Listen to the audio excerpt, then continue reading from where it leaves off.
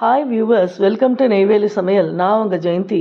நம்ம இன்றைக்கி விரத காலங்கள்லாம் பண்ணுற ஒரு தக்காளி சட்னி பார்க்க போகிறோம். அதுக்கு நல்ல பழுத்த ஒரு 4-5 தக்காளியை நல்லா வாஷ் பண்ணிவிட்டு நல்லா அதை சின்ன சின்னதாக சாப் பண்ணி மிக்சியில் நல்லா அரைச்சி வச்சுக்கணும்.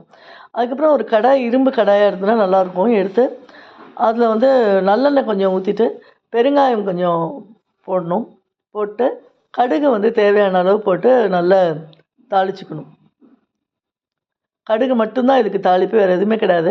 அதுக்கப்புறம் அந்த அரைச்ச விழுதை அதில் நம்ம போட்டுற போகிறோம். கடுகு வெடித்தோடனே அரைச்ச விழுதை போட்டுட்டு அது கொஞ்சம் நல்ல அந்த எண்ணெய் அப்படியே மூடுற மாதிரி வரும் பாருங்கள். அது கொஞ்சம் ஆயில் இருக்கணும், அப்போ தான் அது சீக்கிரம் கெட்டு போகாமல் இருக்கும்.